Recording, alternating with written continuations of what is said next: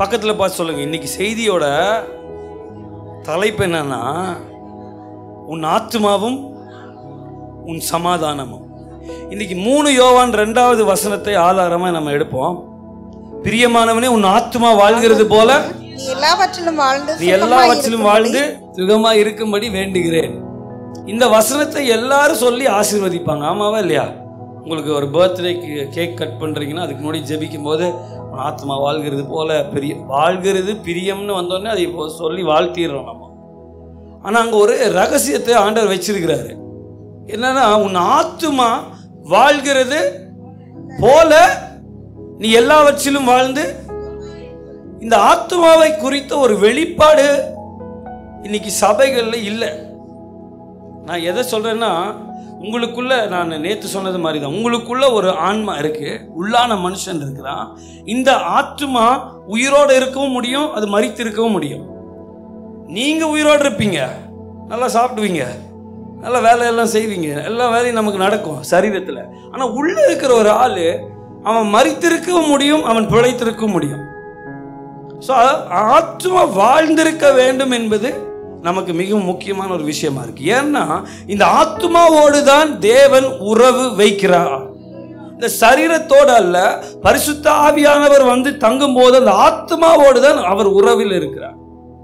So மரித்து போன ஒரு ஆத்மாவோடு அவரோட உறவில் இருக்க வாய்ப்பே கிடையாது, வாய்ப்பே கிடையாது. ஸோ அவர் உறவாடுவதற்கு முன்பதாக அவர் என்ன செய்கிறார்? உயிர்ப்பிக்கிறார். என்ன செய்கிறாரு? உயிர்ப்பிக்கிறார். அதுக்கு தான் அவருக்கு இன்னொரு பேர் இருக்குது, உயிர்ப்பிக்கிற ஆவியானவர்.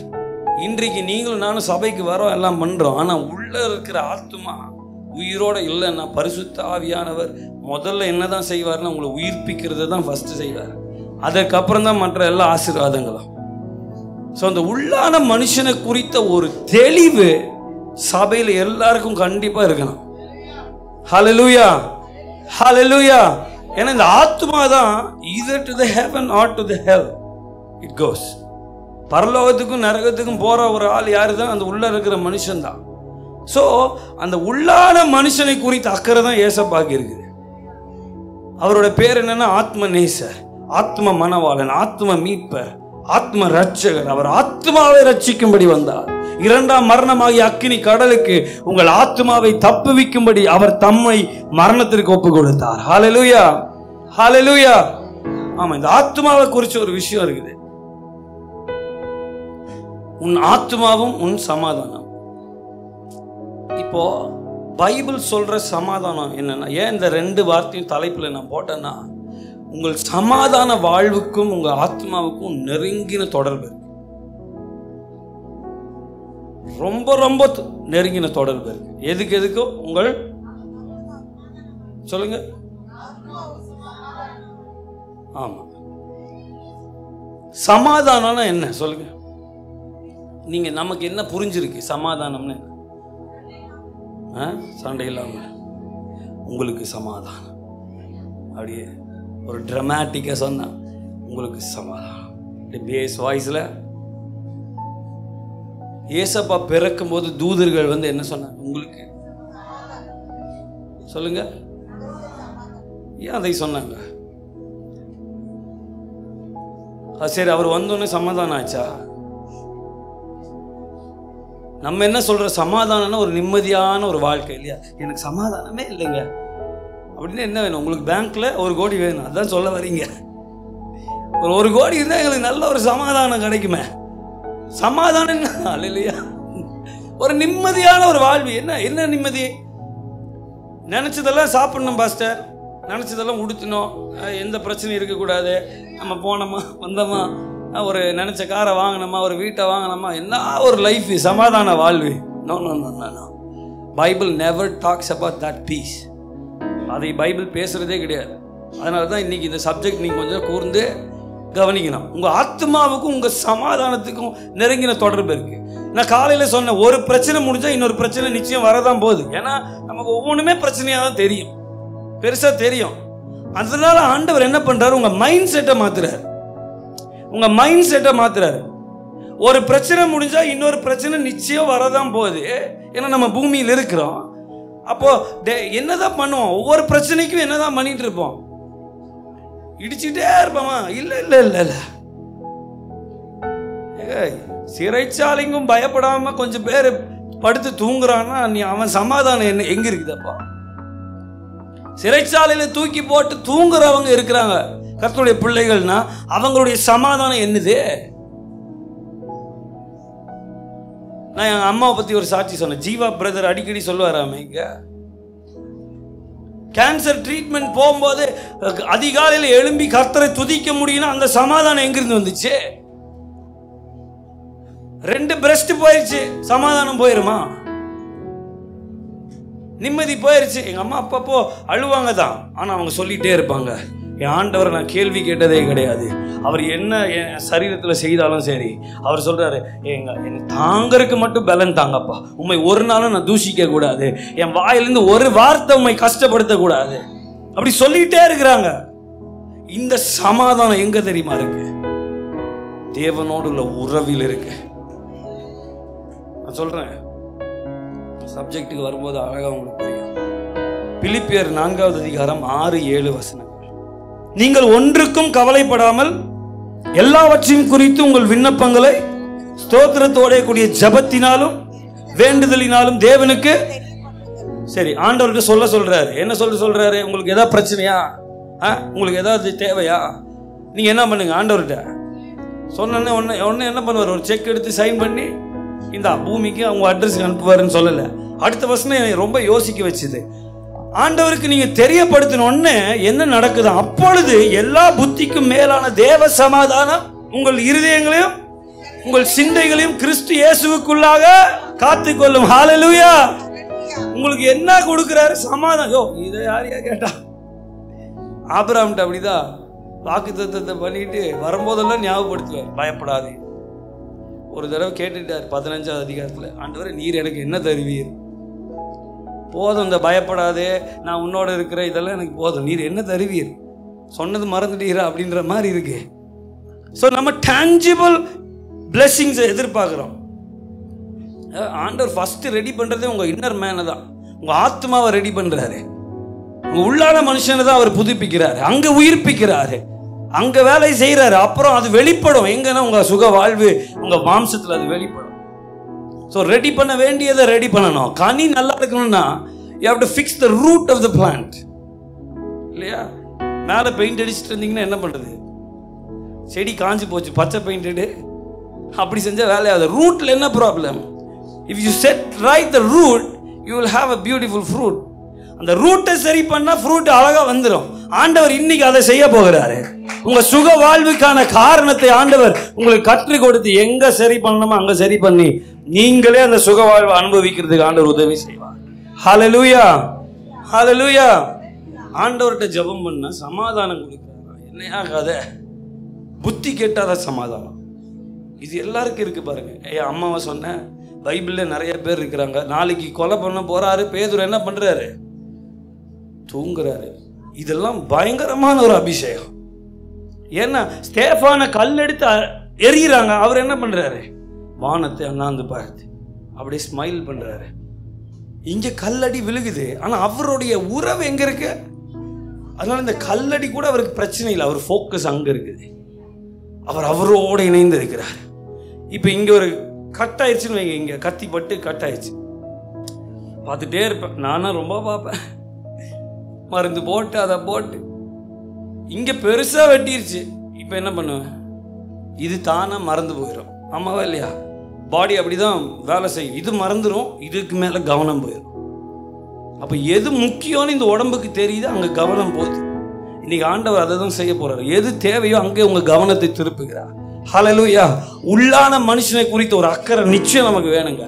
வெற்றியினுடைய ரகசியமே உங்கள் ஆத்மா தேவனோடு இணைந்து இருக்கிறதுல தான்.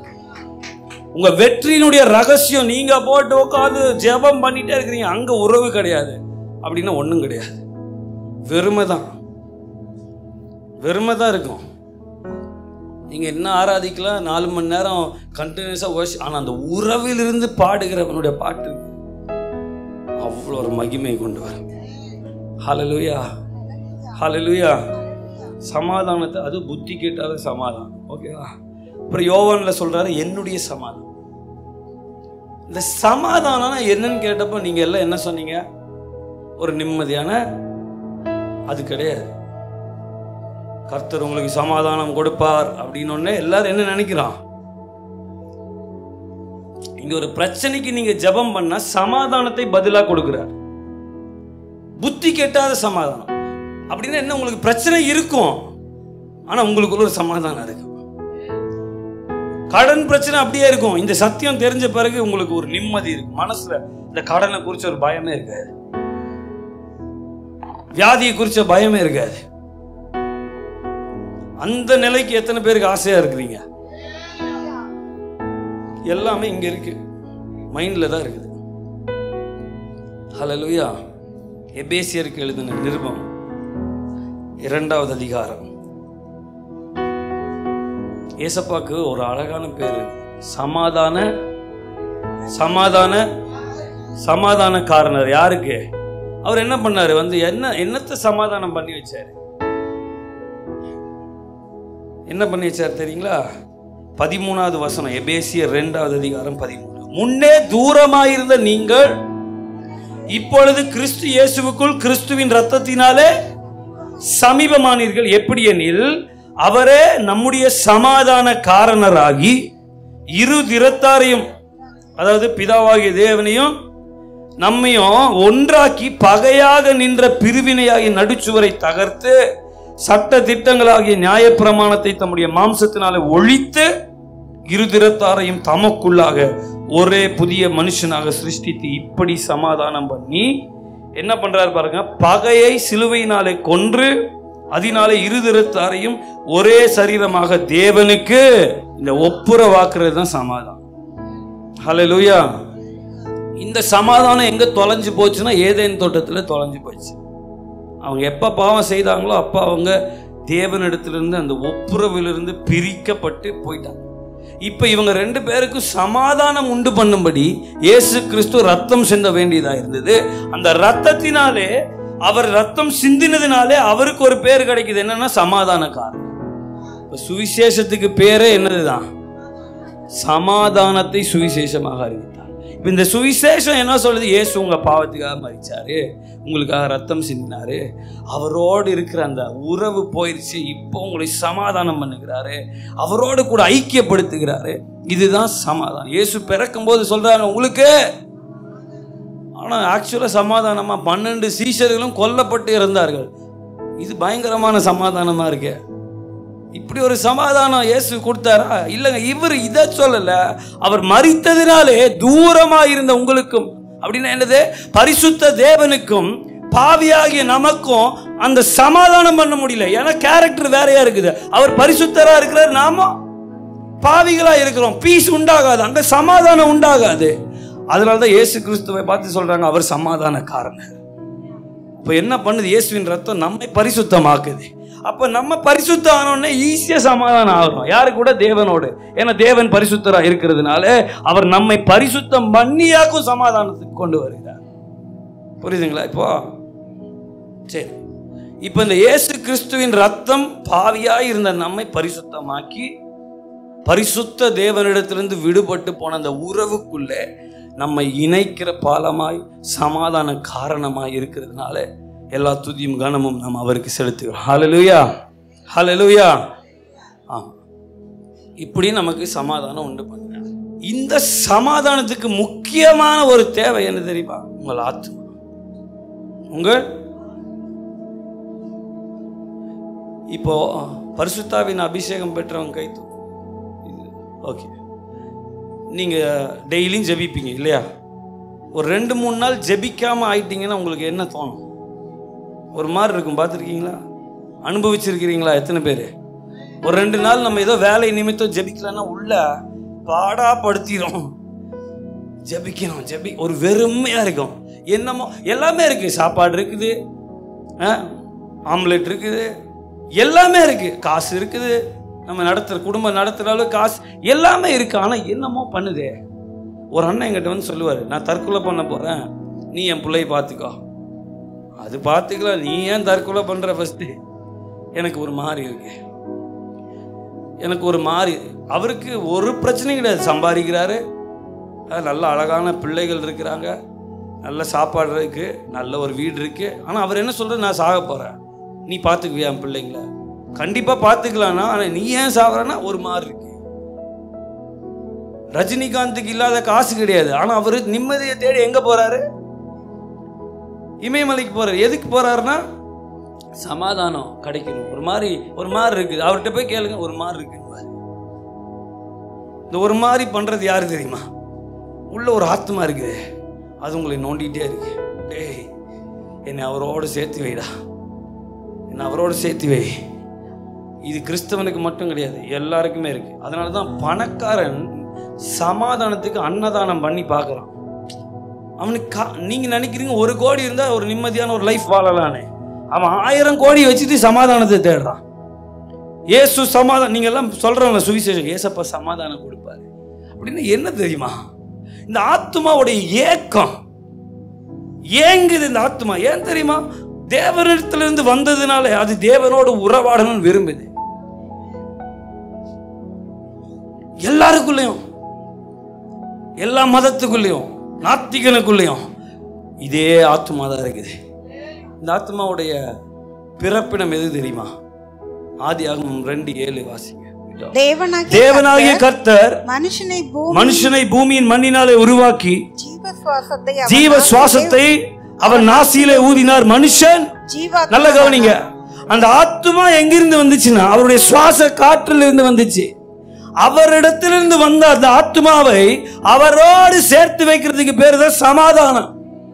ஹல்லேலூயா.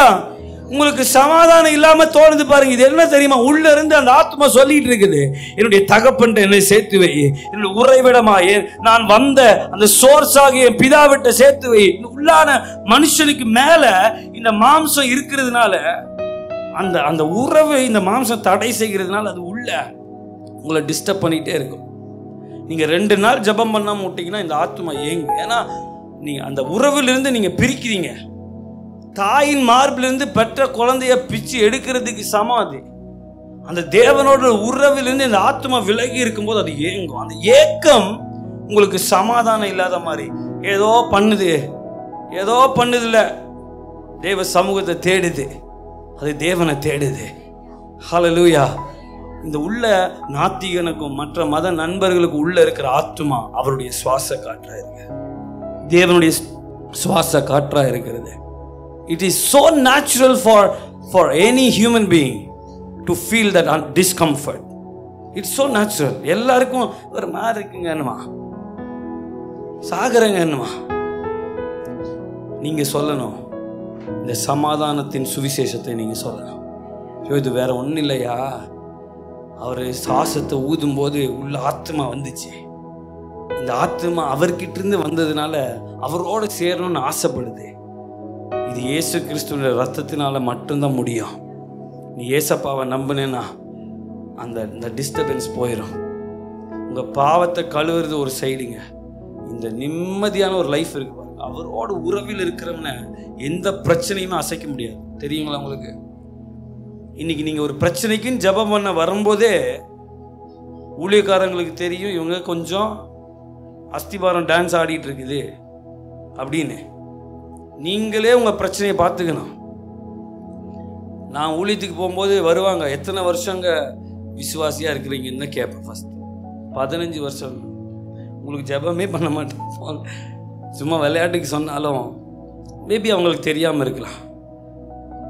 அந்த உறவுல வந்துட்டீங்கன்னா எல்லாம் சாத்தியம். பிரச்சனையோட சொல்யூஷன் தேடாதீங்க. ஐ டோன்ட் கேர், எனக்கு அதை பத்தி அக்கறையே கிடையாது. எத்தனை பிரச்சனை வரட்டும், அவர் என்னோடு இருந்தால் நான் ஒரு சேனைக்குள் பாய்வேன், நான் ஒரு மதிலை தாண்டுவேன், எனக்கு வெற்றி நிச்சயம் தான். ஹல்லேலூயா. நான் மரணத்தை பார்த்து சவால் விடுவேன், மரணமே உன் கூரங்கே. நான் அந்த சாட்சியை திருப்பி சொல்லிடுறேன். எங்க அப்பா கொரோனால படுத்து இருக்கும் போது நம்பிக்கையே இல்லைன்னு சொல்லிட்டாங்க. 1 மணி நேரம் டைம் கொடுத்தான் ஒரு ஹாஸ்பிட்டல்ல. அவர் அங்க இருக்கிறாரு, செத்துருவாருன்னு தான் எல்லாருக்கும். அப்போ 4வது நாள் தான் ஆண்டவர் பேசுறாரு எங்கள்கிட்ட, உயிர் எடுக்க மாட்டேன். ஸோ அந்த 4 நாளும் பயங்கர பயம் வேற. எங்க அப்பாட்ட நான் பேசும்போது, அந்த டேப்ல பேசும்போது என்ன சொல்றேன்னா, டாடி நீங்கள் மரணத்துக்கு பயப்படாதீங்க, நீங்கள் மரிச்ச ஆண்டவரோடு இருக்க போகிறீங்க, நீங்கள் தேவ தூதர்கள் உங்களோட இருக்கிறாங்க, நீங்கள் தனியாக இல்லை, உங்கள் கூட அவர் இருக்கிறார். இப்போ நர்ஸ் என்னை திட்டினாங்க, இப்படியெல்லாம் பேஷண்ட்டை பேசக்கூடாது. நான் சொன்னேன், நான் கிறிஸ்தவங்க, நாங்கள் மரணத்துக்கு பயப்பட மாட்டோம். இந்த ஒரு சமாதானம் எங்கிருந்து வருது? மரணத்துக்கு எங்கள் அப்பா அங்கே இருக்கும்போது நான் ஜெபம் பண்ணேன், காசு கம்மியாக இருக்குது, நான் சாட்சி சொல்லிட்டேன். டெய்லி 50,000 கேட்டான், எங்கள்கிட்ட மொத்தமாகவே 62,000 இருந்துச்சு. நான் அப்பாட்ட சொன்னேன், எங்கள் அப்பா செத்தாலும் சாவட்டும், நான் ஒரு மனுஷன்ட்ட போய் காசுக்கு நிற்க மாட்டேன்ப்பா. இந்த தைரியம் எங்கிருந்து தெரியுமா வருது? அவர் எங்களோடு கூட இருக்கிறார். மரணம் என்ன வந்துட்டு போட்டோம், எப்படி எங்கள் அப்பா பார்க்க தான் போகிறேன். இந்த ஜபத்தை பண்ணேன்னு எங்கள் அப்பாட்ட சொன்னேன், ஷாக் ஆகிட்டாரு. எங்கள் அப்பா மரித்தாலும் எனக்கு பிரச்சனை கிடையாதுப்பா, உங்கள் நாம தூஷிக்கிற மாதிரி இன்னொரு மனுஷன்ட்ட கையேந்தி நான் நிற்க மாட்டேன்ப்பா. அந்த உறுதிக்குள்ள நீங்க வரும்போது, இது எல்லாம் தேவனோட உள்ள உறவிலிருந்து வருகிற பலன். எங்களுக்கு பிரச்சனை இல்லாம இல்ல, எங்களுக்கு போராட்டம் தேவை இல்லாம இல்ல, ஆனா எல்லாவற்றையும் அந்த மன ரம்யமா ஏற்றுக்கொள்ளுகிற, அந்த மன ரம்யத்தோட அதை கற்றுக்கொள்ளுகிற விஷயம் இருக்கு பாருங்க. எந்த குறைவிலும் அந்த மன ரம்யம் எங்கிருந்து வரும் தெரியுமா? நீங்க அவரோட உள்ள உறவில் இருக்கும்போது எதை குறித்து நீங்க பயப்பட மாட்டீங்க, ஏன்னா அவர் கூட இருக்கிறார். ஸ்டேஃபான் நீங்க நினைச்சு பாருங்க, ஸ்டேஃபான் அவரை கல் அடி வாங்கியிருக்கீங்களா? நம்ம யாரும் வாங்கினது இல்லை. பெரிய கல் எடுத்து அடிச்சுட்டே இருப்பான் சாகிற வரையும் நினைச்சாலே நடுங்குது இல்லையா? ஆனா அவரு அமைதியா இங்க நடக்கிற எந்த கலவரத்துக்கும் அவர் பதில் சொல்லுங்க, ஏன்னா அவர் he is connected with Father. அவரோட கனெக்ஷன் அங்க இருக்கிறதுனால எதுவுமே எது பிரச்சனையா தெரியல. இன்னைக்கு நமக்கு 1ன்னா 9 பிரச்சனை மாதிரி தெரியுது, ஏன்னா நமக்கு கனெக்ஷன் தப்பா இருக்குது. லாசருவை எழுப்புனாரு, காலையிலையும் சொன்னேன், லாசருவை வெளியே வா அப்படின்னு எழுப்புனது யாரு? நான் காலையில கேட்ட அதே கேள்வி. இப்ப லாசர் எங்க தெரியுதுல்ல? இப்போ இயேசுவே எழுப்பினாரு, ஆனா அவர் டைம் வரும்போது லாசர் என்ன ஆயிட்டாரு? மறிச்சுதான் போகணும். இந்த உலகத்துல பிரச்சனை ஒண்ணு முடிச்சா ஒண்ணு வரத்தான் செய்யும். அதை குறிச்சு ஒரு கவலையே இல்லாத ஒரு மைண்ட் செட் இருக்குதுங்க. அதை குறிச்ச பயப்படாத ஒரு மைண்ட் செட் இருக்குது. நீங்க எதுக்கும் துணிஞ்சு நிக்கிற ஒரு மைண்ட் செட் இருக்குது. அது எங்கிருந்து கிடைக்கும் தெரியுமா? உங்க ஆத்மா தேவனோடு உள்ள ஒப்புரவாகுதலில் உறுதியா இருக்கும் போது நீங்கள் எதை குறித்தும் கவலைப்பட மாட்டீங்க, எதை குறித்து கவலைப்பட மாட்டீங்க. எங்க ஃபேமிலியில வந்த பிரச்சனைக்கெல்லாம் அளவே கிடையாது. ஜீவா பிரதர் போன மாசம் தான் சொன்னார், நான் போற இடத்துக்கெல்லாம் அம்மாவை பத்தி சொல்லுவேன். 2 பேரும் மரணத்துக்கு வாசல்ல போயிட்டு வெளியே வந்தவங்க. ஆனா ஒண்ணு மட்டும், மரணமே ஆனாலும் எங்களுக்கு பிரச்சனை இல்லைன்னு நின்னோம் நாங்க ஆண்டவருக்கா. அவரை தூஷிக்காம அந்த சமாதானம் இருக்கு பாருங்க. சாக போறாருன்றாங்க, ஆனா நாங்க பயப்படல. காசு இல்ல கையில, பயப்படல. கடன் வாங்கல, மனுஷன்ட்ட போய் நிக்கல. ஏன்னா பதட்டத்தில் இதெல்லாம் பண்ணிடுவோம். பதட்டம் வரும்போது என்ன பண்ணி தப்பு பண்ணிடுவோம். என்ன பண்ணுவோம்? டாக்டர் ஜேபி ராத்திரி எங்க அப்பாவை அட்மிட் பண்ணிட்டு 1 மணி 1:30 மணிக்கு வீட்டுக்கு வந்து ஜெபிச்சுட்டு இருக்கிறோம்.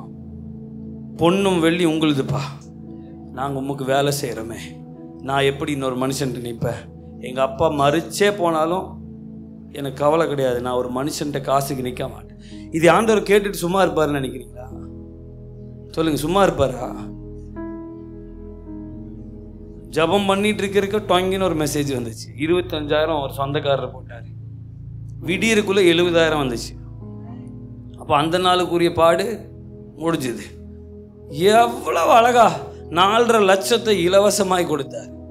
14 நாள்ல இலவசமாய் கொடுத்தார். நீங்க கர்த்தர் நல்லவர் என்பதை ருசித்து பாருங்க. இந்த சமாதானம் எங்கிருந்து தெரியுமா? அந்த உறவுல இருக்குங்க. பிரச்சனை வந்துட்டு தாங்க இருக்கும். என்ன பண்ணுவீங்க அப்புறம்? அது குழந்தைங்களோட சுபாவம், பதறிக்கிட்டே இருக்குது. யுத்த புருஷர்களையும் யுத்த ஸ்திரீகளையும் கர்த்தர் எழுப்புகிற காலத்துல நம்ம சோர்ந்து போயிருந்தா எப்படி? நம்ம பிரச்சனையே நமக்கு பெருசா இருந்தா ஆண்டவருடைய பாரத்தை நம்ம எப்படி சுமக்கிறது? சொல்லுங்க. இந்த பலன் பயங்கரம். வேலை போதா போட்டோ அப்படின்னுவீங்க. சாட்சி நான் சொன்னேன், வேலை போதா ஓகே. ஒரு பிரச்சனை வரும்போது தேவனோடு சமாதானமா இருக்கிற உறவில் இருக்கிறவன் எக்ஸைட் ஆவான். ஏன் தெரியுமா? he is going to see the hand of the Lord immediately.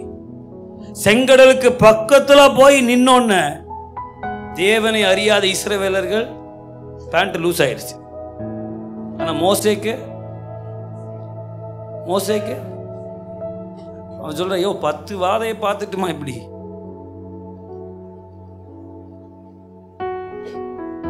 அவரோட உறவில் இருக்கிற எதுக்குமே பயப்பட மாட்டான். உங்களுக்கு அந்த தைரியம் வேணுமா? ஹல்லேலூயா, ஹல்லேலூயா. பிரியமானவனே, உன் ஆத்துமா வாழ்கிறது போல நீ எல்லாவற்றிலும் வாழ்ந்து சுகமா இருக்கும்படி நுகம் பூட்டப்பட்டு அடிமைத்தனத்துக்குள்ள போயிடும். ஆண்டவர் எதை ரட்சிக்க வந்தார்? ஆத்துமாவை ரட்சிக்க வந்தார். இந்த ஆத்துமா தேவனோடு உறவு வைக்க முடியாதபடி அநேக காரியங்கள் அந்த ஆத்துமாவை அழுத்திருக்கும். இந்த நுகத்தை அபிஷேகம் முறிக்கும். ஏசாயால இருக்கு. நம்ம தமிழ் பைபிள் ஒரு சின்ன டிரான்ஸ்லேஷன் பிழை இருக்குது. அபிஷேகத்தின் நுகம் முறியும்னு இருக்குது. ஆனா நான் கிரீக்கு பைபிள் எல்லாம் எடுத்து ஹீப்ரூ பைபிள் எடுத்து பார்த்ததுல because of the oil the yoke will be broken அப்படின்னு அங்க இருக்கு. அது ஏன் அப்படி மாத்தி போட்டாங்கன்னு தெரியல. பிகாஸ் ஆஃப் அப்படின்ற ஒரு பதம் அங்க இருக்கு. அந்த அபிஷேகத்தின் நிமித்தம் அந்த நுகம் முறிக்கப்படும். இந்த நுகத்தை பத்தி பார்க்கணும்னா, நுகம் ஒண்ணுதான். நுகம் எல்லாருக்கும் தெரியும் இல்லையா? மாட்டு வண்டி பார்த்துக்கிறியா அப்படிங்கிற அந்த மாட்டுக்கு எப்படி நுகம் இருக்கும்? இப்படி வந்து இப்படி இருக்கும். இந்த குமிழ் எதுக்கு? கழுத்து மேல நச்சுன்னு வச்சு சொல்றதெல்லாம் செய் அப்படின்றதுக்கு. பைபிள் சொல்லுது அந்த நுகத்தை கர்த்தர் முறிக்கிறார். அபிஷேகம் வந்து என்ன செய்யுது? இந்த மாட்டுக்கு இந்த நுகத்தை கழட்டிட்டாங்கன்னா அது எப்படி இருக்கும்? அப்படி ஃப்ரீயா இருக்கும். பார்த்துருக்கீங்களா? இன்னைக்கு நிறைய பேர் இப்படியே போயிட்டு இருக்கிறோம். ஏன்னா மண்டையில நுகம் இருக்கு, கழுத்துல. இந்த ஆத்துமா தேவனோடு உள்ள உறவில நிலைத்து நிற்க முடியாதபடி இந்த நுகம் பூட்டப்பட்டு பிசாசு ஓயாம வேலை செய்வான். அவன் எப்படி செய்யறான்? ஓயாம செய்வான். உங்களை எப்படியாவது வீழ்த்தணும், எப்படியாவது கவுக்கணும், இவனை எப்படியாவது தூக்கிட்டு போகணும், கவலையில ஆழ்த்தணும். அவனுக்கு நீங்க இப்படி வந்துட்டீங்க, நீங்க என்ன வேணா பண்ணு, எனக்கு கவலையே வராது. ஏன்னா அவர் என்னோட கூட இருக்கிறார், நான் அவரோட உறவில பலப்பட்டிருக்கேன்னா அவனுக்கே பேண்ட் லூஸ் ஆயிரும். என்ன பண்றது இப்ப, என்ன பண்றதுன்னு யோசிப்பான். அங்க போயிட்டீங்கன்னா அவன் உங்களை ஒண்ணுமே டிஸ்டர்ப் பண்ண முடியாது. தெரியுமா? அந்த நுகம், இந்த நுகத்தை கேர்ஃபுல்லா நீங்க கவனிங்க. ஒரு மாட்டுக்கு அந்த நுகத்தை போட்டுட்டாங்கன்னா இந்த நுகத்துல என்ன பண்ணலாம்? ஒரு வண்டியை, மாட்டு வண்டியை பூட்டலாம். ஆமாவா? அப்புறம் மாட்டு வண்டியை பூட்டிட்டா மாட்டு வண்டியில் என்னென்னலாம் அந்த ஆள் வைக்கணும்னு நினைக்கிறானோ எல்லாத்தையும் தூக்கி வைக்கலாம். வச்சுட்டு அந்த ஆள் மேலே ஏறி உட்காந்துட்டு இந்த மாட்டு வண்டி என்ன பண்ணலாம்? ரைட் ஓட்டலாம், லெஃப்ட் போகலாம், ஸ்ட்ரைட்டு போகலாம், வேணும்னா 8 போடலாம், லைசன்ஸ் வாங்கலாம், என்ன வேணா உங்களை வச்சு பண்ணுவான். ஆனால் நம்ம என்ன ஜெபிக்கிறோம்? அங்கே இருக்கிற மூட்டையை இறக்கி வச்சுட்டு இருக்கோம். ஆண்டவரே, நான் பொய் பேசக்கூடாது, நான் திருடக்கூடாது. ஆண்டவர் அதெல்லாம் இல்லை, வேரில் கை வைக்கிறார் எப்பவுமே. இந்த நுகத்தை முறிச்சுட்டா வண்டி, அந்த மூட்டை, அந்த ஆளு எல்லாம் சேர்ந்து போயிடும். ஹல்லேலூயா. நீங்க கண்டுபிடிக்கணும் உங்களுக்கான நுகம் என்னன்னு. எனக்கான நுகத்தை நான் அறிஞ்சு கர்த்தரிடத்துல அதை அர்ப்பணிக்கும் போது கர்த்தர் அந்த நுகத்தை முறிச்சு போட்டார். என்னை விடுதலை செய்திருக்கிறார் ஆண்டவர். நான் அதுக்கு சாட்சியாக இருக்கிறேன். நீங்க அதாவது நீங்க செய்யற மற்ற எல்லா தவறுகளுக்கும் ஒரு விஷயம் ஆதாரமா இருக்கும். அந்த ஒரு விஷயத்தை நீங்க கண்டுபிடிக்கணும். இது ஒண்ணு இல்லைன்னா இது எல்லாமே இருக்காது அப்படின்னு ஒரு விஷயம் நிச்சயம் இருக்கும். நான் அதை கண்டுபிடிச்ச உட்காந்து யோசிச்சு, எது எனக்கு நுகமா இருக்கு? அது ஒரு ஆட்டிடியூடா இருக்கலாம், ஒரு பிஹேவியரா இருக்கலாம். கலை விதைக்கிறது எங்க விதைக்கிறான்? உங்க சிந்தையில விதைக்கிறான். இங்க இப்ப நம்ம எடுத்தோம் இந்த சப்ஜெக்ட்ல, அங்க இருக்கு ஒரே சிந்தையா இருக்க கடவோம். பவுல் சொல்றாரு, எல்லாவற்றையும் நஷ்டம் என்று எண்ணினேன். எனக்கு அவ்வளோ படிப்பு இருக்கு, அவ்வளோ வசதி இருக்கு. அவர் சொல்றாரு, கிறிஸ்துவுக்குள்ளாக்கும் மரணத்துல ஒப்புரவாகி அந்த உயிர்த்தெழுதலை எப்படியாயினும் நானும் உயிர்த்தெழுந்துடணும்னு சொல்லி நான் ஆசையாய் தொடருகிறேன். அவருடைய ஃபோக்கஸ் எல்லாம் மாறிடுச்சு. இன்னைக்கு நமக்கு ஃபோக்கஸ் என்ன? ஏன் தெரியுமா இவ்வளவு பிரச்சனை எல்லாம் பிரச்சனையா தெரியுது? நம்ம போக்கஸ் இந்த உலகத்துல எப்படி நம்ம சிறப்பா வாழலாம், எப்படி வீடு கட்டிட்டு உட்கார்ந்து இருக்கலாம், எப்படி இதை பண்ணலாம், எப்படி நம்ம போக்கஸ் எல்லாம் இப்படி இங்க பூமியை குறிச்சு இருக்கிறதுனால பிரச்சனைக்கு மேல பிரச்சனை தெரியுது. அவங்க சொல்றாங்க எல்லாவற்றையும் நஷ்டமும் குப்பையும் என்று எண்ணி விடுகிறேன், நான் எங்க தொடர்ந்து ஓடுகிறேன்னு சொல்றாரு தெரியுமா? இந்த வசனம் எனக்கெல்லாம் மண்டையில கொட்டின வசனம். அதெல்லாம் இப்ப உங்களையும் கொட்டட்டும்னு சொல்லி எடுக்கிறேன். பிலிப்பியர் 3வது அதிகாரம் 7 - 10 வரையும் வாசிக்கிறேன். நான் 10-11 வரையும். இங்க பாருங்க, நல்லா கவனிச்சுக்கோ. ஆகிலும் எனக்கு லாபமா இருந்தவைகள் எவைகளோ அவைகளை கிறிஸ்துவுக்காக விடுவீங்களா நீங்க? நான் விடுவேனா? லாபமா இருக்கிறதெல்லாம் கிறிஸ்துவுக்காக நஷ்டம் என்று விட முடியுமா? அது மாத்திரமல்ல, என் கர்த்தராகிய கிறிஸ்து இயேசுவை அறிகிற அறிவின் மேன்மைக்காக எல்லாவற்றையும் நஷ்டம் என்று எண்ணிக்கொண்டிருக்கிறேன். இந்த எண்ணத்துலதான் வேலை நடக்குது. என்ன சொல்றாங்க? அவர்கள் பூமிக்கு அடுத்தவைகளை. இன்னைக்கு நம்ம என்ன யோசிக்கிறேன், உங்களுடைய எய்ம் என்ன அப்படின்னு கேட்டா, என்ன பவுல கேட்டா சொல்றாரு, எப்படி ஆயினும் இந்த உயிர்த்தெழுதல்ல பங்கு இருக்கு. பூமிக்கு அடுத்தவைகளை நான் யோசிக்கிறதே இல்லை, நான் மேலானவைகளை யோசிக்கிறேன். கூட கொடுக்கப்படுறது வீடு, காரு, உங்களுக்கு செல்வம். நீங்க அவரை பிடிச்சிட்டீங்கன்னா மீதியெல்லாம் பின்னாடி ஓடி வரும்,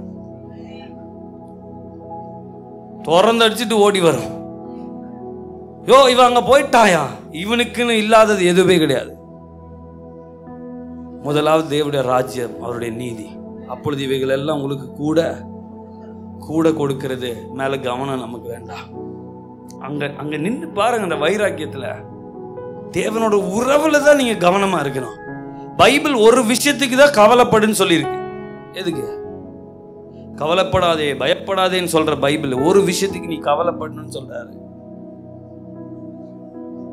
உன் ரட்சிப்பை குறித்து நீ கவலையற்றிருப்பாயானால் வரும் தண்டனைக்கு எப்படி தப்பித்துக் கொள்வாய்?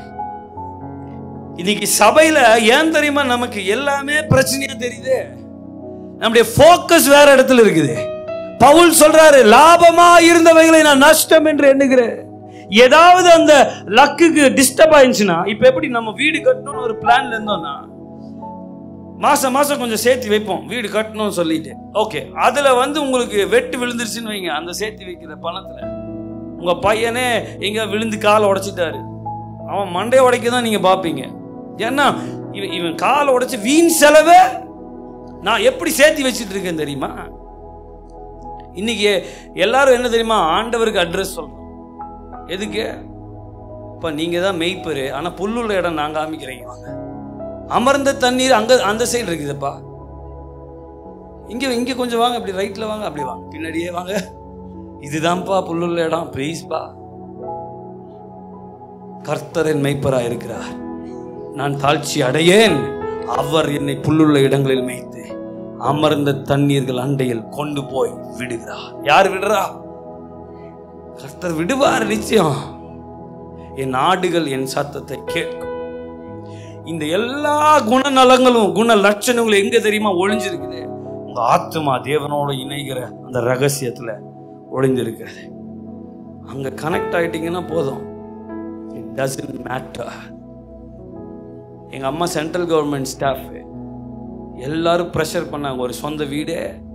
இப்போ ரிட்டையர்ட் ஆகிட்டாங்க. சொந்த வீடு வாங்கு, சொந்த இடத்த வாங்கு. எங்கள் அம்மா பைபிளில் கடன் வாங்கக்கூடாதுன்னு சொன்ன ஒரு காரணத்துக்கு எதையும் வாங்கலை.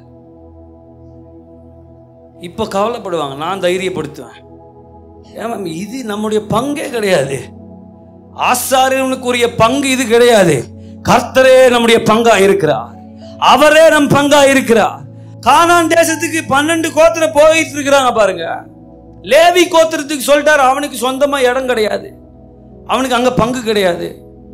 ஆனா இடம் கொடுக்காம இல்ல, வீடு கொடுக்காம இல்ல, ஆசரிப்பு கூடாரத்தை சுற்றி அவன் என்ன பண்ணிக்குவான், கூடாரம் போட்டு இருந்துக்குவான். லேவியனுக்குன்னு சொந்தமா ஒரு இடம் கிடையாது, ஏன்னா நான் அவன் சொந்தமா இருக்கிறேன்.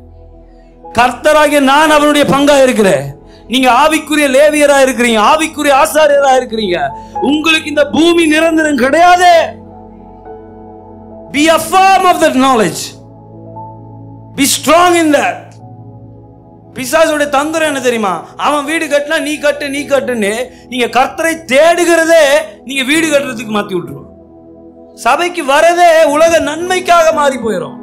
நீங்க சபைக்கு வரது அவரோட உறவாடும்படி வரீங்க. என்ன நடந்தாலும் சரியப்பா, எனக்கு மரணமானாலும் ஜீவனானாலும் நாசமோசமானாலும் பசியானாலும் பட்டினியானாலும் இந்த அன்பை விட்டு என்னை பிரிப்பவன் யார்? என்னை பிரிப்பவன் யார்?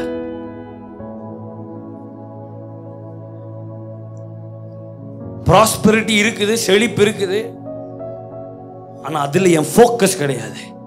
I focus in the God of Abraham, the God of Jacob and Isaac. N focus அங்கங்க. சொந்த வீடு இல்லைன்னா இப்ப என்ன என்ன அடக்கம் பண்ண மாட்டாங்களா? எங்க அம்மா அப்பாவுக்கு நாங்கெல்லாம் சொல்றது அதுதான்.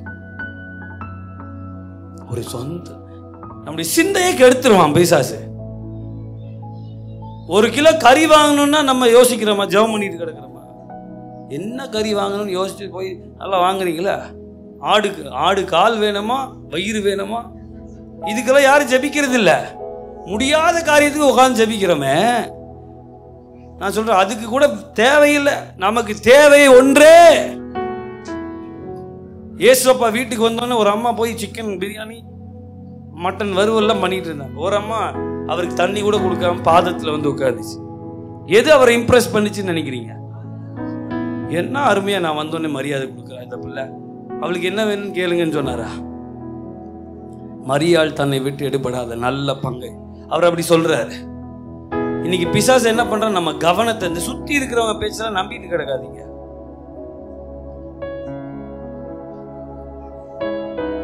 எதுல தெரியுமா குறைவு? எது தெரியுமா நம்ம ஏழையா காமிக்கும்? அவர் இல்லாத உறவில் இருந்தா நம்ம ஏழையா இருக்கும். உங்க ஆத்மா ஏங்குங்க.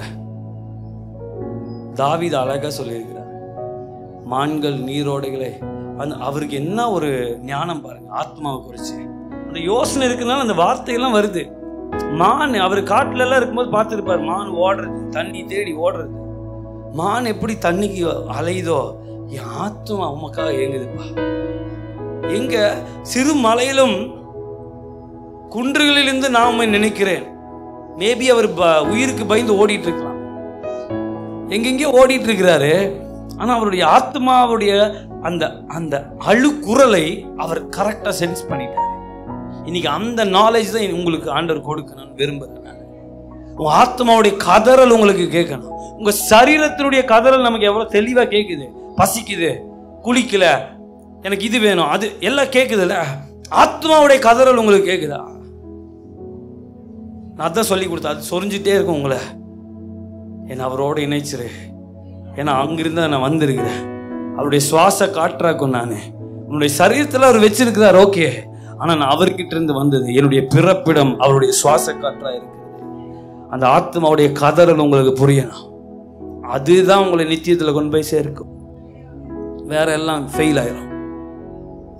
அங்க ரைட்டுனா எல்லாமே ரைட்டு. பிரியமானவனே, உன் ஆத்மா வாழ்கிறது போல நீ எல்லாவற்றிலும் வாழ்ந்து சுகமா இருக்கும்படி வேண்டுகிறேன். இந்த நுகத்தை ஆண்டவர் முறிக்கட்டும். இன்னைக்கு கர்த்தருடைய அபிஷேகம். ஒரு 10 செகண்ட் தரேன், அந்த நுகம் என்னன்னு பாருங்க. என்ன எப்படி பார்க்கணும்னா, இந்த ஒண்ணு இல்லைன்னா நான் செய்யற இந்த 10 பாவம் இருக்காது, 10 தவறுகள் இருக்காது. நீங்க யோசிங்க. அப்படி இன்னைக்கு ஆண்டவர் விடுதலை செய்வார். அந்த நுகத்தை அவர் முறிச்சு போடுவார். அப்படி மொத்தமா உங்களை விடுதலை செய்வார். ஹல்லேலூயா. அவ்வளவு வல்லமையுள்ள ஆண்டவர் நம்முடைய ஆண்டவர். இன்றைக்கு அந்த தெளிவை ஆண்டவர் உங்களுக்கு கொடுக்கட்டும். உங்கள் ஆத்துமா உங்கள் சமாதானத்துக்கு காரணமா இருக்கிறது. ஹல்லேலூயா. இது என்ன சமாதானம்? புத்திக்கு எட்டாத சமாதானமா? புத்திக்கு எட்டாது. அப்படின்னா வீட்டில் அவ்வளோ பிரச்சனை இருக்கும், இங்கே வந்து சந்தோஷமா கர்த்தரை பாடி துதிப்பாங்க, எப்போ பார்த்தாலும் சிரிப்பாங்க. என்ன இது? What magic? ஐயோ இது ஒன்றும் இல்லை, நான் அவருடைய பிள்ளையா, அவரோட உறவில் இருக்கிறேன். எதை குறித்து நான் பயப்பட மாட்டேன். முழு உள்ளத்தோடு ஆராதிப்பேன், முழு பலத்தோடு அன்பு கூறுவேன். ஆராதனை ஆராதனை ஆராதனை ஆராதனை அன்பு கூறுவேன் இன்னும் அதிகமா ஆராதிப்பேன். கைத்தட்ட வேண்டாம்.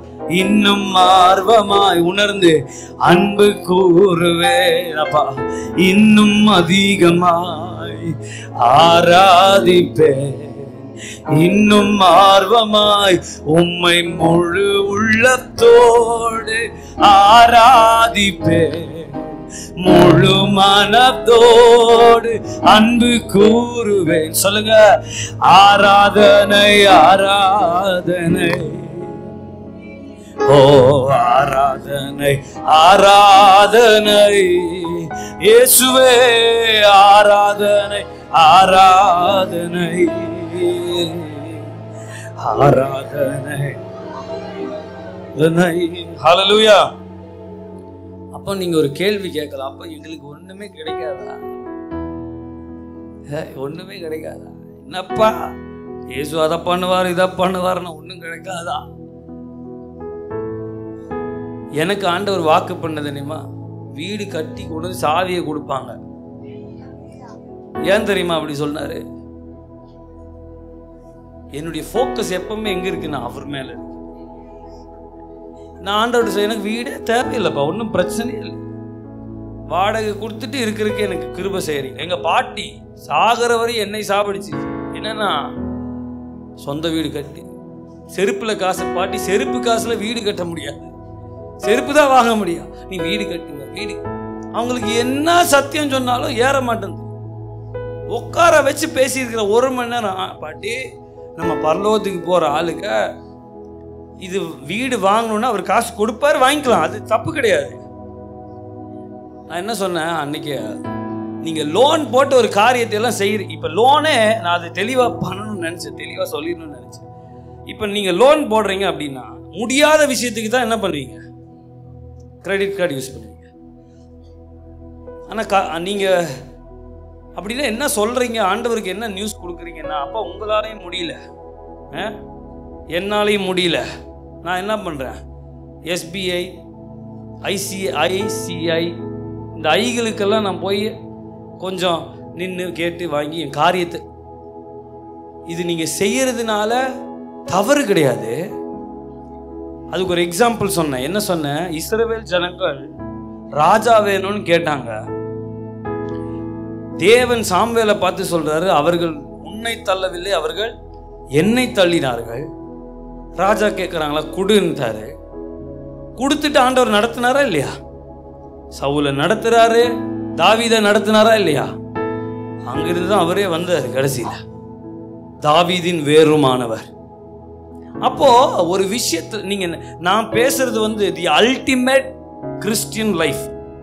அதுக்கு கீழே நீங்க வந்து லோன் கட்டிட்டு ஆண்டவரே எனக்கு லோன் கட்ட உதவி செய்யுங்கன்னா நிச்சயம் செய்வார். அதுக்கு நீங்க மாங்குன்னு வேலை செய்யலாம். ஆனா அவருடைய உறவில எல்லாம் கூட கொடுக்கப்படும். நான் என்ன சொல்றேன், நீங்க மாங்குன்னு வேலை செய்ய வேண்டாம், அவருடைய உறவில போக்கஸ் பண்ணுங்க. உங்களுக்கு தேவை அனைத்தையும் அவருடைய உறவு பார்த்து கொள்ளும். நீங்க கவலையே பட வேண்டாம். பிசாசுடைய டெக்னிக்கை நீங்க புரிஞ்சுக்கணும். பைபிள் சொல்லுது, அவனுடைய தந்திரங்கள் நீங்கள் அறியாதவைகள் அல்லவே. You have to know the secret schemes of the devil. உங்களை எப்படி எல்லாம் அவன் ஆண்டவருடைய உறவிலிருந்து திருடுறான்னு நீங்க பார்க்கணும். ஒரு ஆசையை கூட, ஆவிக்குரிய ஆசையா கூட இருக்கும். சர்ச்சு கட்டணும், சர்ச்சுக்கு இதை வாங்கணும், சர்ச்சு கட்டுறதுல போயிட்டு உலகத்துல மாட்டிக்க கூடாது. ஊழியம் செய். இப்ப நான் பாட்டு போடுறேன்னு போயிட்டு நான் உலகத்துல பாட்டு போடுறது கொஞ்சம் காசு கொடுங்க இல்லையா? சரி நீ ஒரு 50,000 கொடு. எதுக்கு? பாட்டு போடுறதுக்கு. நான் சும்மா இருப்பேன். அதுக்கு இப்படி கயிறு கட்டி தொங்கிக்கலாம். அதுக்கு அப்படி ஒரு வெறி தான் நமக்கு.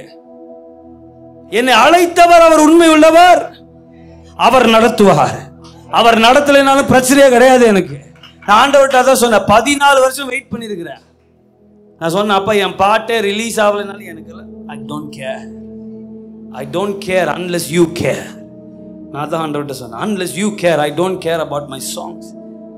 என்னப்பா நீங்க தானே கொடுத்தீங்க, காசு கொடுங்க.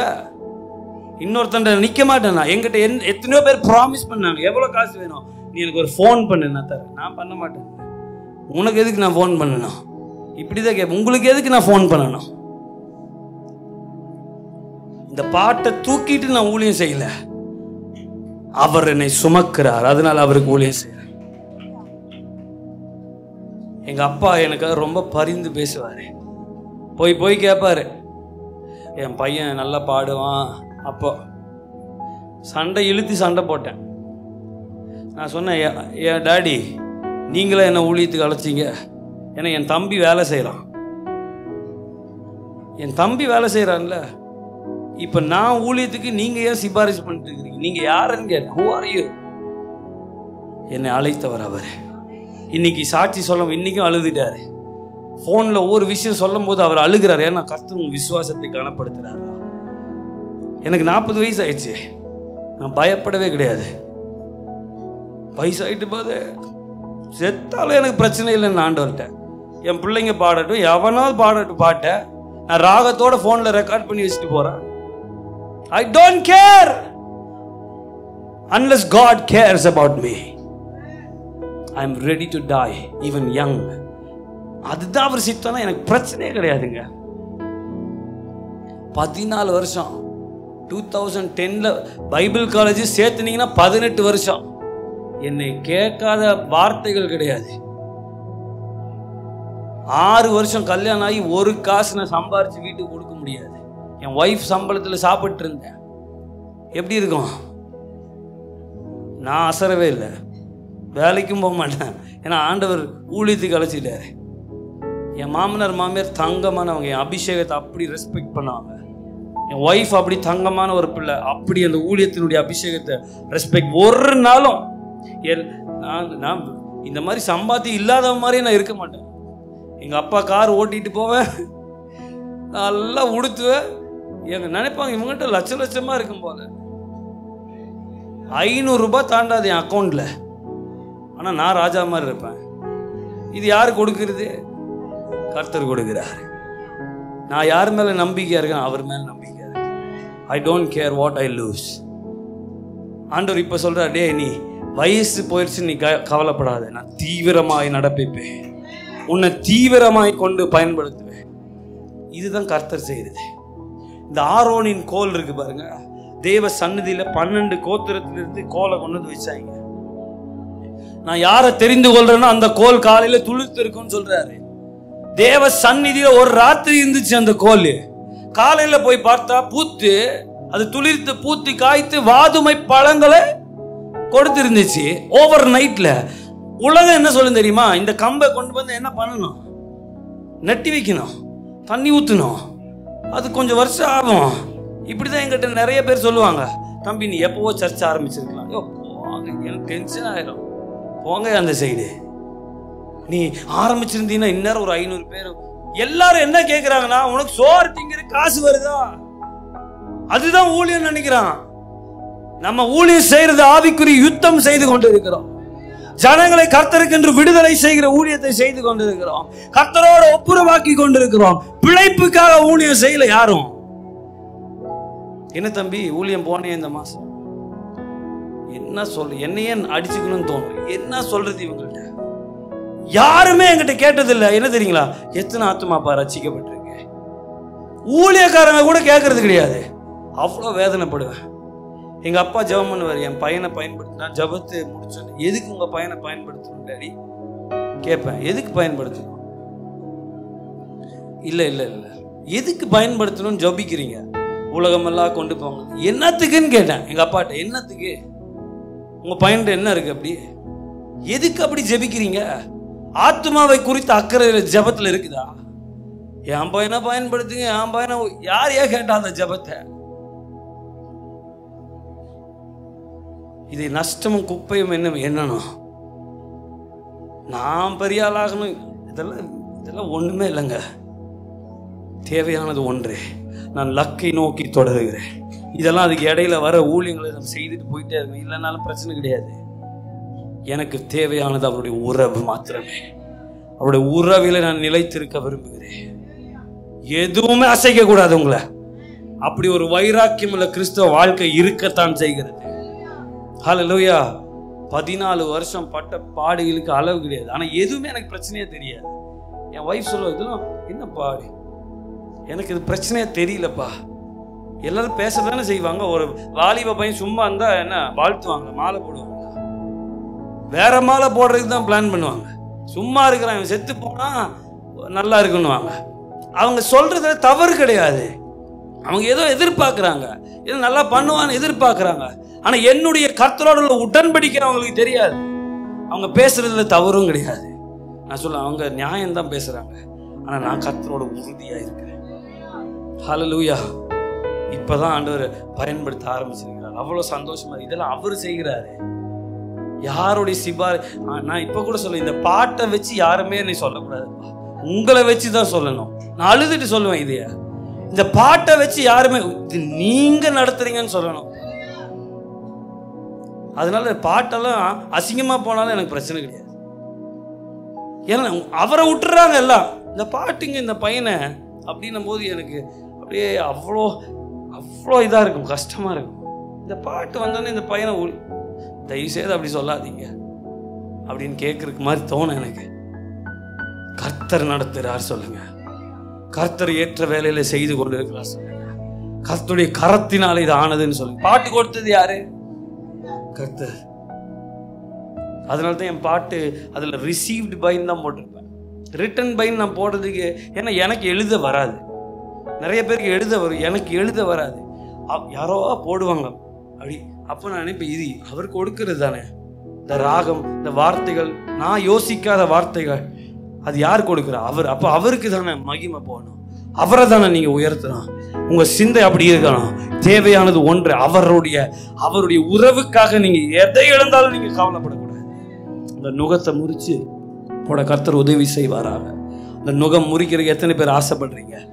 என்னுடைய தலை நிமிரணும் ஆண்டவரே, என்னுடைய தலை நிமிரணும் ஆண்டவரே, நான் விடுதலை ஆகணும். இந்த உலகத்தினுடைய எல்லா கட்டுகளுக்கும் என்னை விடுதலை செய்வீராக. எனக்கு ஆண்டவர் அழகா சொல்லி கொடுத்தாரு. இதுதான்டா என்ன விடுதலை தெரியுமா? அது ஒண்ணு போனே 10 போயிடுச்சு. என்ன ஃப்ரீடமே. அவருடைய இந்த உறவுக்குள்ள எவ்வளவு சந்தோஷம் இருக்கு. அப்ப இந்த வசனம் இப்படி உறுதியா தரிக்கும். என்னது? பிரியமானவனே உன் ஆத்துமா. இந்த நுகம் போச்சுன்னா உங்க ஆத்மா தேவனோட டக்குன்னு போய் சேர்ந்துடும். உங்களுக்கு எந்த டிஸ்டர்பன்ஸ் இருக்காது, ஜெபிக்கிறதுக்கு எந்த பிரச்சனையும் இருக்காது, அவரோட உறவாட எந்த பிரச்சனையும் இருக்காது. நேரம் கிடைக்கும் போதெல்லாம் வந்துருவீங்க, படிக்கலாம். டிஜே சேவா பத்தி சொல்றாங்களா, அந்த நேரம் கிடைக்கும் போதெல்லாம் அந்த பேங்க்ல உட்காந்து ஜெபிச்சுட்டே இருப்பாங்க. போனோன்னு அதெல்லாம் என்ன தெரியுமா, அந்த உறவை அப்படி வேல்யூ பண்றாங்க. அவருடைய பேட்டி இருக்கு 13 மணி நேரம். ஆனா யூடியூப்ல நான் அப்படியே ஒரு வாரமா கேட்டேன். என்ன ஞானம், தேவ ஞானம் அவருக்கு. அது மட்டும்தான் தெரியும் நினைக்கிறேன். அழைக்கிறார். அவர் சொல்றாரு, நாங்க ஸ்டேஜ்ல ஏபிசிடி பேசுறதுனால எங்களுக்கு XYZ தெரியாதுன்னு நினைச்சுக்காதீங்க அப்படிங்கிறாரு பேட்டியில. அவ்வளவு வேத ஞானம் இருக்கு, வேதத்தின் ஆழங்கள் அவர்களுக்கு தெரியுது. பயங்கரம் இந்த உறவு. அவர் சொல்றாரு, அப்ப நீங்க இல்லாம நான் ஒரு பிரசங்கம் கூட பண்ண. அவர் சொல்றாரு, அவர் பக்கத்துல வந்து நிக்கிறது தெரிஞ்சோன்னதான் பிரசங்கமே ஸ்டார்ட் பண்ணுவாராம். அது வரை பாடிட்டு இருப்பேன்றார். நான் சில நேரத்துல 2 பாட்டு பாடுவேன். பாடணும்னு நான் பாடுறது இல்லை, அவர் இங்க வந்து நிக்கணும்னு நான் வெயிட் பண்ணிட்டு இருக்கேன். என்னை ஊழியத்துக்கு அழைச்சப்போ அதுதான் நான் வாக்கா கேட்டேன். நான் பிரசங்கம் பண்ணும்போதெல்லாம் நீங்க பக்கத்துல நிற்பீங்களா? அவருடைய ஜபம் அது. அதையும் ஆண்டவர் கனப்படுத்தினார். இப்ப நீங்க நினைச்சு பாருங்க, அந்த உறவுக்கு ஆண்டவர் எவ்வளவு மரியாதை கொடுக்கிறாரு. நீங்களும் நானும் அதை விட்டுட்டு இந்த உறவை வேற ஏதோ மாதிரி யூஸ் பண்ணா அது எவ்வளவு சங்கடமா இருக்கும். பவுல் மாதிரி ஆட்கள் ஆண்டவர் தேடுறாரு. என்ன ஆனாலும் பரவாயில்ல ஆண்டவரே, உங்க உறவுல நான் நிலைத்திருக்க உதவி செய்ய. ஹல்லேலூயா. அதற்கு தடையா இருக்கிறதெல்லாம் அபிஷேகத்தினால் இன்னைக்கு முறிக்க போற. இன்னைக்கு நீங்க பெறுகிற அபிஷேகம் விசேஷமானது. நீங்க விட்டு கொடுக்கணும். கொஞ்சம் பேரை பார்க்குறேன், என்னன்னா ஆவியானுடைய நிறைவு வரும்போது நீங்க கண்ட்ரோல் எடுக்கிறீங்க. ஃப்ரீயா விடணும். ஆண்டவர் ஊழியம் செய்ய நீங்க விட்டுறணும். அவர் உங்களுக்கு மண்டையெல்லாம் உடையாது, அதெல்லாம் ஒன்றும் ஆகாது.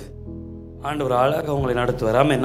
மகிமையின் மேகமா, அபிஷேக தைலமா, என்னை நிரப்ப வேண்டுமே. மகிமையின் மேகமா, என்னை நிரப்ப வேண்டுமே. சீனாய் மலை அனுபவம் ஒவ்வொரு நாளும் தாருமே. சீனாய் மலை அனுபவம் ஒவ்வொரு நாளும் தாருமே. உங்க முகத்தை பார்க்கணும், உம்மோடு பேசணும், உங்க சித்தம் அறியணும்,